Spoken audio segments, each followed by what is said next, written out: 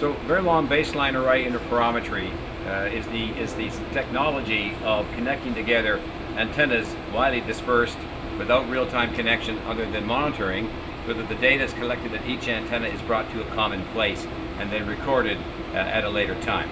So Walter, please explain to us, how is these data recorded? Where do they go to? What is the process that makes this different than real-time interferometry, such as with the VLBA? Well, as I had mentioned earlier, the data, instead of being sent straight into the correlator over a wire or a fiber optic cable, get recorded first on some sort of magnetic media. And those are typically stored on hard disks in this modern world. Okay, there we go. We typically store 8 hard disks in one removable module like this. This particular module contains 960 gigabytes of storage. Almost 1 terabyte. Okay. And this is very small by today's standards. Normally, sizes on the order of 6 or 8 terabytes are used at this point. So how many of these things? These things are, first of all, then at the site, and there is some, the signal is, this goes into a rack, signals are pumped into it from the antenna. How long does that last, and what happens to that unit when it fills up? Yes, so we typically go through 1 or 2, maybe 3 of these modules per day at every station. Okay.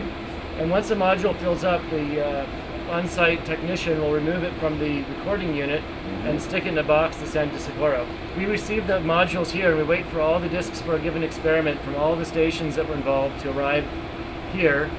And then we have analysts that look at the monitor data and assemble scripts that are used to drive the correlator. Okay.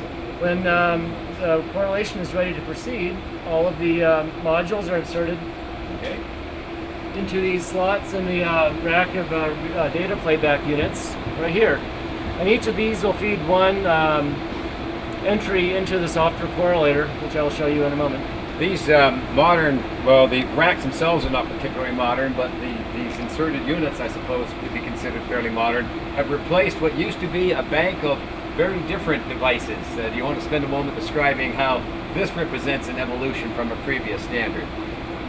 Yeah, if you imagine looking at old war movies of CIA spinning 14-inch glass reel tapes. Yes. This used to tile the whole wall all the way across this room, 20 of these spinning devices.